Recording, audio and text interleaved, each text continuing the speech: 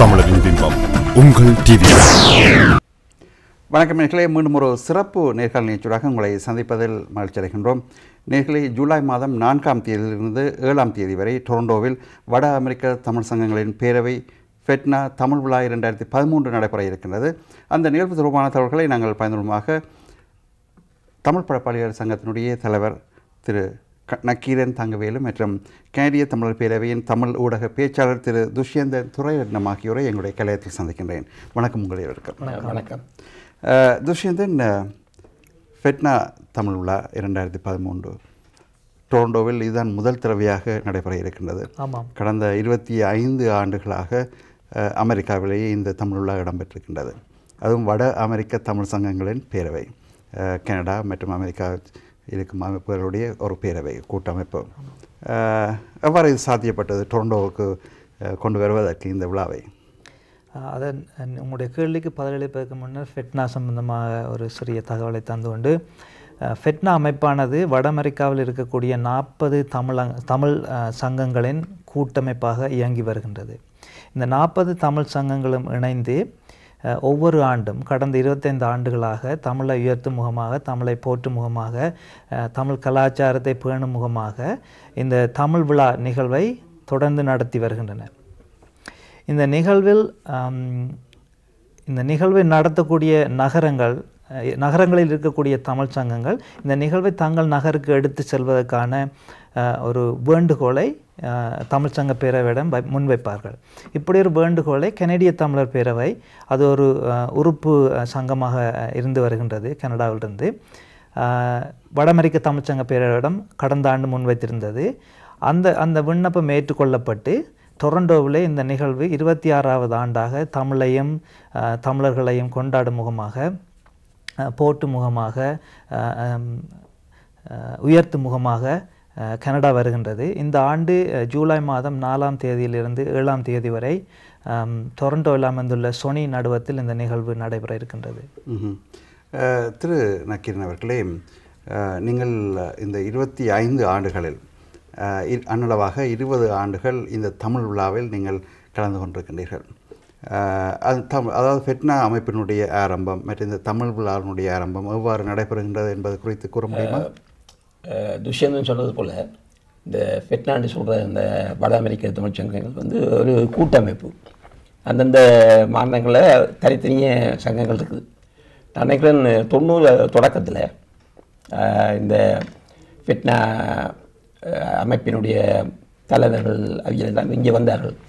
கனடாவுக்கு எங்களையும் அதில் சேர சொன்னார்கள். அப்போ இங்கே தமிழ் சங்கம் அது செயற்பட்டு கொண்டு இருந்தது. இப்போ அது செயற்பட்டு கொண்டு இருக்கிறது. அப்போ அவர்கள் எங்களை கேட்டு அதில் சேர சொன்னார்கள். அப்போ தமிழ் சங்கம் முதல் முறையாக அதில் போய் சேர்ந்தது. அதுக்கு பிறகு நாங்கள் தொடர்ச்சியாக இந்த விழாவிலே எல்லாம் பங்கு பெற்றி கொண்டிருக்கிறோம். இதில் ஒரு முக்கிய அம்சம் என்னென்று சொன்னால், தமிழ்நாட்டு தமிழர்களுக்கும் அல்லது அமெரிக்க தமிழர்களுக்கும் ஈழத்தமிழர்களுக்கும் இது ஒரு பாலமாக இருக்கிறது. இந்த கடந்த 25 ஆண்டுகளாக எங்களுடைய சிக்கல் அதுக்கு மிக முக்கியத்துவம் கொடுத்து அவர்கள் கொடுத்து வந்திருக்கிறார்கள். தீர்மானங்கள், எங்களுக்கு ஆதரவாக தீர்மானங்கள் நிறைவேற்றியிருக்கிறார்கள். எத்தனையோ பணிகளெல்லாம் அவர்கள் செய்திருக்கிறார்கள். என்னோட அவர்கள் எல்லோருமே தமிழ் உணர்வாளர்கள். எங்களை விட ஒரு படி மேலே அவர்களுடைய தமிழ் உணர்வாளர்கள். எங்களுக்கும் அவர்களுக்கும் ஒரு பாலம் அமைத்து கொடுத்திருக்கிறார்கள். அதுதான் அதில் பெரிய போற்றுதலுக்குரிய ஒரு சிறப்பான ஒரு அம்சம். மற்றும் குறிப்பாக இந்த நிகழ்வுகள் தமிழ் விழாக்களில் கடந்த காலங்களில் தமிழ் உணர்வாளர்கள், தமிழ் அரசியல்வாதிகள் கூட கலந்து கொண்டிருப்பதாக அறிகின்றேன். அதை பற்றி கூற முடியுமா? ஆமாம். இப்போ ஒரு சில ஆண்டுகளுக்கு முன்னும் இன்றைய தமிழ் தேசிய கூட்டமைப்பினுடைய தலைவர் சமந்தர் அவர்கள் அங்கே பேசியிருக்கிறார்கள். கடந்த ஆண்டு கூட யாழ்ப்பாணம் மாவட்ட நாடாளுமன்ற உறுப்பினர் ஸ்ரீதரன் அவர் அங்கே 1 மணி நேரம் அங்கே பேசியிருக்கிறார். அதாவது இந்த ப்ரைம் டைம்னு சொல்லக்கூடிய அந்த உச்ச நேரத்தில் தான் அங்கே பேசியிருக்கிறார்கள். அப்படி எல்லா மேடையிலையும் எல்லா விழாக்கள்லையும் எங்களுக்கு சில நிகழ்ச்சிகள் எங்களுக்கு ஒதுக்கப்படும். தமிழ் சங்கத்துக்கு நிச்சயமாக ஒரு ஒரு கலை நிகழ்ச்சி ஒதுக்கப்படும். அந்த அளவில் நாங்கள் அங்கே பெற்றிருக்கிறோம். அவர்களாக வரிந்ததை கேட்டு அதை எல்லாம் தாங்களாகவே முன் செய்தார்கள். அதுதான் அதில் ஒரு பெரிய ஒரு இது. இந்த முறை கூட நான் நினைக்கிறேன் இந்த விழாவுக்கு வந்து ஈழத்திலேருந்தும் அறிஞர்கள் மற்றது அரசியல்வாதிகள் வந்து கலந்து கொண்டார்கள் எதிர்பார்க்குறேன். மற்றும் இவ்வாண்டு நடைபெறும் தமிழ் விழாவில் தனிநாயகமடிகளுடைய ஒரு நூற்றாண்டு விழாவாக கொண்டாட இருப்பதாகவும் அறிகின்றோம். அதை பற்றி சுருக்கமாக கூற முடியுமா? ஆனால் உங்களுக்கு தெரியும், தன்னாடிகளார் வந்து தமிழர் ஆட்சி அமைப்பு அதை தொடக்கி வைத்தவர் 1966ஆம் ஆண்டு கோலாலம்பூரில் முதல் முறையாக தமிழர் ஆட்சி மாநாடு நடத்தியவர். தமிழ் புலமை வாய்ந்தவர். அவர் எல்லா மொழியும் தெரியும். தமிழர் பிறகுதான் அவர் படிச்சிருக்கிறார். அவருக்கு போர்ச்சுகீஸ், ஸ்பானிஷ், ஆங்கிலம், பிரெஞ்சு எல்லா மொழியும், ஜெர்மன் எல்லா மொழியும் அவருக்கு தெரியும். அதுக்கு பிறகு அவர் இந்த தமிழ் பற்று காரணமாகத்தான் இதை தொடக்கி முதல் முறையாக தமிழராட்சி மாநாட்டை கோலாலம்பூரில் நடத்தினவர்.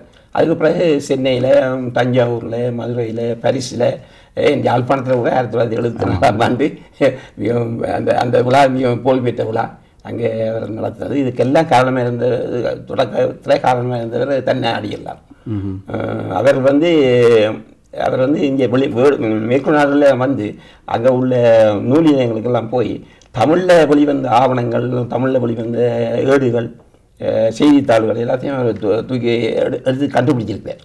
அது மட்டும் இல்லை, தாய்லாண்டில் வந்து அங்கே உள்ள அரசனுடைய முடிசூட்டு விழாவில் திருவாசகம் தான் அங்கே பாடப்படுதுன்றதை கண்டுபிடிச்சி சொன்னவர் எங்களுடைய தன்னாடிகளார். அப்போ அவருடைய அவருக்கு இதுதான் அந்த நூற்றாண்டு. அப்போ இது எங்களுக்கு ஒரு கிடைச்ச ஒரு பாக்கியம் போல கிடைக்குது.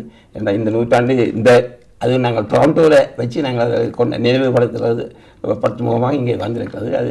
அது ஒரு தற்செயல நிகழ்வாக இருந்தாலும் கூட எங்களுக்கு அது பெரிய ஒரு வரப்பிரசமாக ஒரு ஈழத்தமிழருடைய நாங்கள் அவருக்கு பாராட்டி அவரை நினைவு கூறுறதுக்கு இது நல்ல ஒரு வாய்ப்பு. மற்றும் இந்த வட அமெரிக்க தமிழ் சங்கங்களுடைய இந்த பேரவையில் பெரும்பான்மையான அமைப்புகள், பெரும்பான்மையான சங்கங்கள் தமிழகத்தை தாயமாக கொண்டவர்களால் உருவாக்கப்பட்டு இயங்கி வருவது. ஒரு சில அமைப்புகள்லாம் ஈழத்தை தாயமாக கொண்ட தமிழர்களால் உருவாக்கப்பட்டிருக்கின்றது.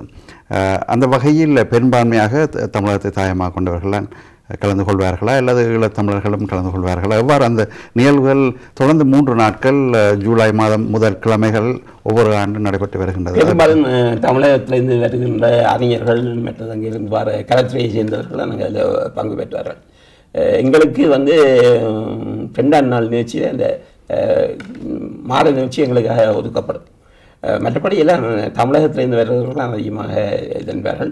மற்றது நீங்கள் சொல்லணும், நான் நினைக்கிறேன் ஒரு 40 சங்கங்கள் இருந்தால் அதில் இப்போ வந்து 2 சங்கங்கள்லாம் அதில் உறுப்பினர்களாக இருக்கிறார்கள். என்னுடைய அதுக்கு முந்தின காலத்தில் தமிழ் சங்கம் மட்டுமே அங்கே ஈழத்தமிழர்களை நியூயார்க் தமிழ் சங்கம் ஒன்று இருக்குது. அவையும் அதில் பங்கு கொள்வது. கனடாவிலிருந்து முன்னர் ஒரு சங்கம், தற்பொழுது 2 சங்கங்கள் அங்கத்தவர்களாக இருப்பதாக கூறுகின்றீர்கள். ஆனால் அங்கே நியூயார்க்கில் இருக்கிற தமிழ்ச்சங்கம் அவர்களும் இதில் சேர்ந்திருக்கார். மற்றும் துஷ்யந்தன், ஃபெட்னா தமிழ் விழா ஒழுங்குகள் எவ்வாறு இருக்கின்றன? அதாவது 4ஆம் தேதியிலிருந்து 7ஆம் தேதி வரை இடம்பெறப் போகின்றது. எவ்வாறு அந்த நிகழ்வுகள் இடம்பெற இருக்கின்றன? இது ஒரு தமிழ் விழா என்று குறிப்பிடப்பட்டாலும் ஒரு மாநாடு போன்ற வகையில் தான் இந்த நிகழ்வுகள் ஒவ்வொரு ஆண்டும் இடம்பெற்று வருகின்றன.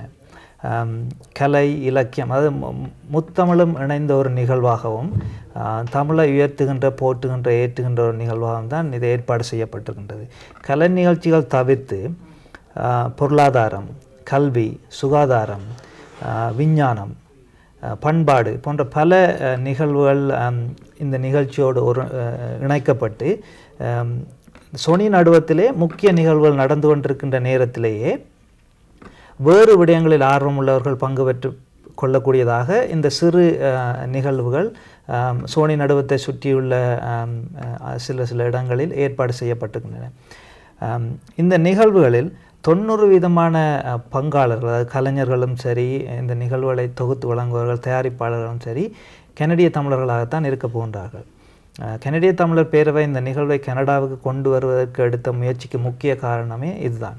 அது இந்தியாவில் இருக்கக்கூடிய தமிழுறவுகளையும் புலத்தில் இருக்கக்கூடிய, குறிப்பாக அதிக அளவில் புலம்பெயர்ந்த தமிழர்கள், ஈழத்தமிழர்கள் வாழக்கூடிய கனடாவையும் இணைக்கின்ற ஒரு பாலமாக இந்த நிகழ்வை அமைக்க வேண்டும் என்றும், எல்லோருக்கும் எல்லா வகையான சிந்தனையிலும் ஆற்றலும் இருக்கிறவர்களுக்கும் இந்த நிகழ்விலே ஒரு வாய்ப்பையும் ஒரு திறவுகோலை ஏற்படுத்தி கொடுக்க வேண்டும் என்பதற்காக இந்த நிகழ்வுகள் ஏற்பாடு செய்யப்படுகின்றன. இந்த 3 நாள் நிகழ்வுகளில் கலை நிகழ்ச்சிகள் இருந்தாலும் கூட போட்டி நிகழ்ச்சிகள் இருக்கின்றன, கற்பித்தல் நிகழ்வுகள் இருக்கின்றன, கண்காட்சிகள் இடம்பெற இருக்கின்றன. குறிப்பாக சொல்ல வேண்டுமானால் இந்தியாவிலே அண்மையிலே தயாரித்து வெளியிடப்பட்ட சிவகாமியின் சபதம் திரு முரளிதரன் அவர்களின் நாட்டிய நாடகம் மிகவும் புகழ்பெற்ற ஒரு நாடகமாக அது மாறி இருக்கின்றது. அந்த நாட்டிய நாடகம் இந்த நிகழ்விலே ஒரு முக்கிய நிகழ்வாக இடம்பெற இருக்கின்றது. அந்த நாட்டிய நாடகத்திலே பங்கு பெற்றக்கூடிய 125 கலைஞர்கள் கனடாவை சேர்ந்த நாட்டிய கலைஞர்களாக இருக்க போகின்றார்கள். அந்த நாட்டிய நிகழ்விலே பங்கு பெற்ற விரும்புபவர்களுக்கு கனடிய தமிழர் பேரவை இப்போது அழைப்பு விடுத்திருக்கின்றது. அதற்காக ஒரு குழு அமைக்கப்பட்டிருக்கின்றது. இந்த விண்ணப்பங்கள் கோரப்படுகின்றன. அந்த விண்ணப்பங்கள் முடிந்த பின்னர் அவர்களுக்கான ஒரு தேடல் நிகழ்வு நடைபெறும்.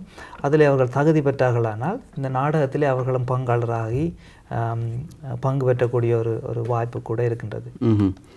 திரு நக்கீரன் அவர்களே, இந்த ஃபெட்னா தமிழ் விழா 2013 நிகழ்வினுடைய ஒரு ஆரம்ப நிகழ்வாக ஒரு சில வாரங்களுக்கு முன்னர் இடம்பெற்றது. ஃபெட்னா அமைப்புடைய இயக்குநர் சபை உறுப்பினர்கள் பலர் கலந்து கொண்டிருந்தார்கள். எவ்வாறு? ஆமாம், நீங்களும் கலந்து கொண்டிருந்தீர்கள். இந்த நிகழ்ச்சியை தொகுத்து வழங்கியிருந்தார் நம்புகின்றேன். எவ்வாறு இடம்பெற்றது? அதில் என்ன விடயங்கள் பேசப்பட்டன?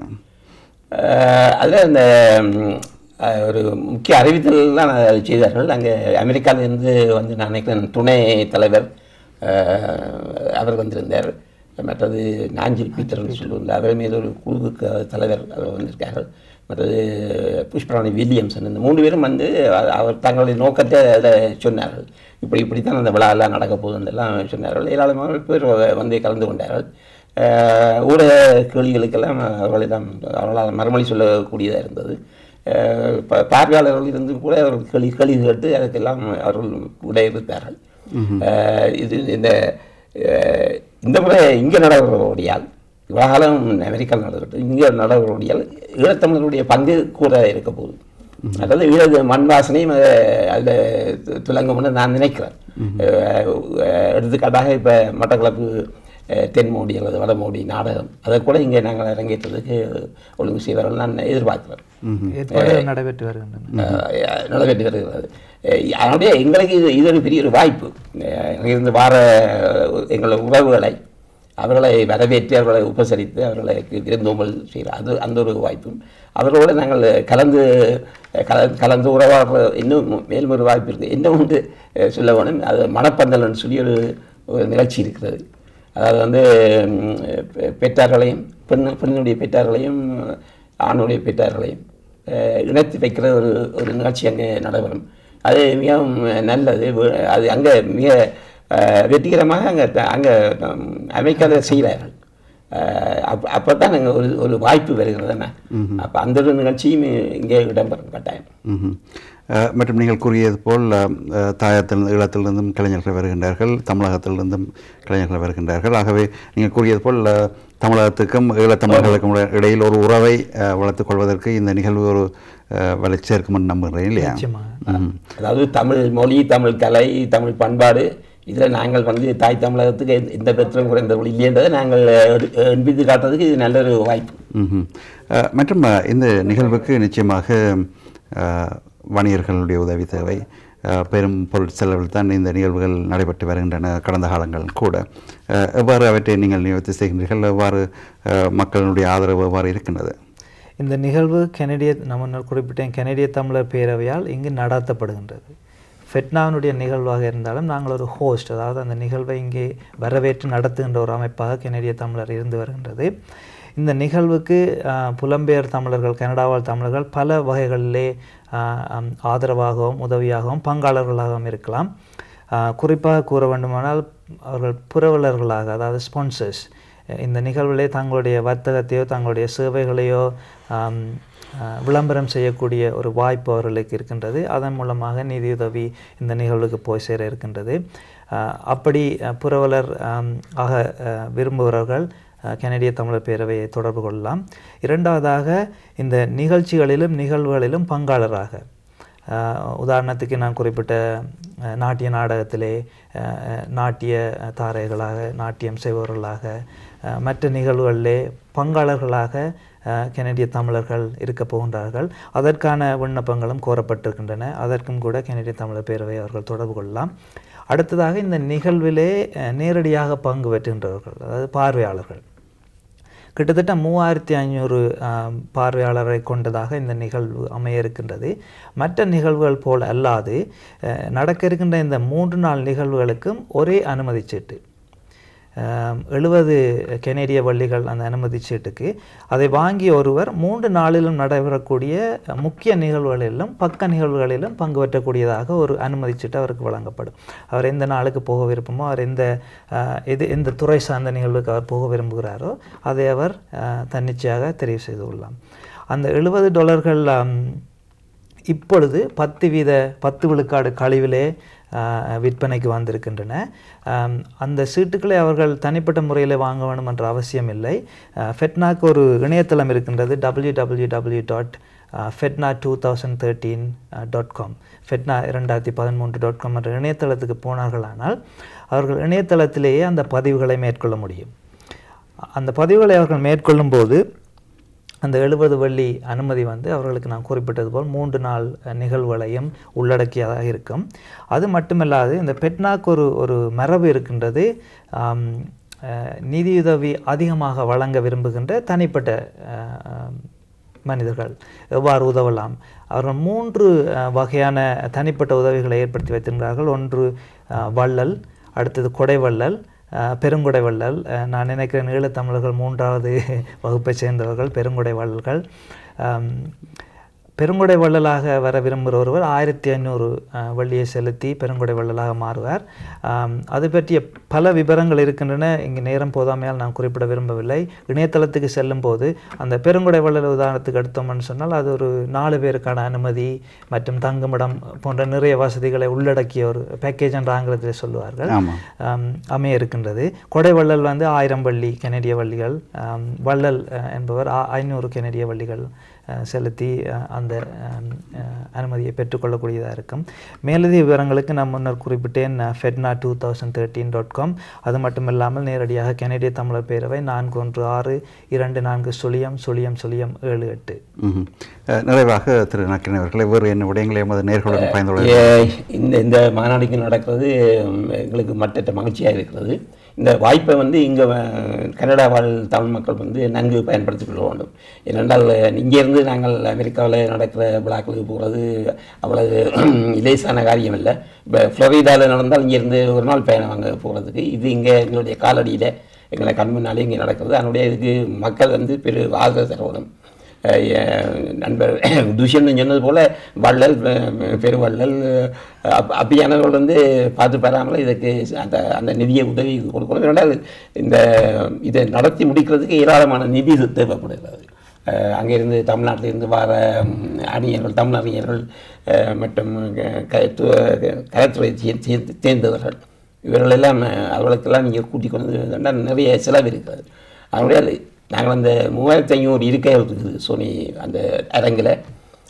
அதை நிரப்பினால் ஒரு பாதி பணத்தை நாங்கள் அதிலிருந்து பெற்றுக்கொள்ளலாம். அதனுடைய அதுக்கான எல்லை அது கெடு அதாவது நீங்கள் அந்த கழிவு வேணும் என்று சொன்னால் இந்த ஏப்ரல் 30ஆம் தேதி கடையில் அதை நீங்கள் இதெல்லாம் வரும். மற்றபடி இங்கே உள்ள மக்கள் அனைவர் இது என்னடா இந்த மாநாட்டினுடைய நோக்கமே தமிழ் மக்கள், தமிழ் மொழி, தமிழ் பண்பாடு இவற்றை வளர்க்கறது தான் நாங்கள் இது செய்கிறார்கள். வேறு தனிப்பட்டவர்களுடைய வழக்கம் வேறு ஒன்றுமே இல்லை. ஆனால் இந்த நோக்கங்களுக்காக நான் செய்கிற போடியால் எல்லாருடைய ஆதரவும் எங்களுக்கு தேவை. நிறைவாக ஒரு என்ன விடயங்களை துஷ்யந்தன், இது ஐயா குறிப்பிட்டது போல் தனிப்பட்ட ஒரு நபருடைய ஒரு அமைப்புடைய நிகழ்வு அல்ல. வட அமெரிக்க தமிழ் சங்கங்களின் பேரவையின் ஒரு நிகழ்வு. அவர்களை நாங்கள் ஒரு விருந்தாளிகளாக, அமெரிக்காவிலிருந்து கூட நிறைய பங்காளர்கள் இங்கே வர இருக்கின்றார்கள், மற்றும் வேறு நாடுகளிலிருந்து கூட மிக குறைந்த அளவிலே பங்காளர்களாக வர இருக்கின்றார்கள். அவர்களை வரவேற்கின்ற, அவர்களுக்கு விருந்தோம்புகின்ற ஒரு செயலைத்தான் நாங்கள் இங்கே செய்ய போகின்றோம். அவர்களுக்கு கனடிய தமிழர்களின் உபசரிப்பு, கவனிப்பு, அன்பு, வரவேற்பை காட்டுவதற்கு இது ஒரு சிறந்த ஒரு இடமாக, நிகழ்வாக அமைந்திருக்கின்றது. ஆகவே கனடிய தமிழ் உறவுகள் இந்த நிகழ்விலே உற்சாகத்தோடும் ஆதரவோடும் கைகோர்க்க வேண்டும் என்று கேட்டுக்கொள்கின்றோம். உங்கள் இருவருக்கும் நன்றி. நாங்கள் தொடர்ந்து இந்த நிகழ்வு தொடர்பாக இன்னும் பல நேர்காணல்கள் நாங்கள் சந்தித்துக் கொள்வோம். உங்கள் இருவருக்கும் நன்றி. நன்றி, வணக்கம். நேர்களே, இன்றைய சிறப்பு நேர்காணல் நிகழ்ச்சியில் ஜூலை மாதம் 4ஆம் தேதியிலிருந்து 7ஆம் தேதி வரை வட அமெரிக்க தமிழ் சங்கங்களின் பேரவை ஃபெட்னா தமிழ் விழா 2013 நிகழ்வு இடம்பெற இருக்கின்றது. ஃபெட்னா அமைப்பு தொடர்பாகவும் அந்த விழா தொடர்பாக நாங்கள் தகவல்களை பகிர்ந்து கொண்டோம். நேர்களே, மீண்டும் ஒரு சிறப்பு நேர்காணல் நிகழ்ச்சியாக சந்திக்கும் வரை வணக்கம்.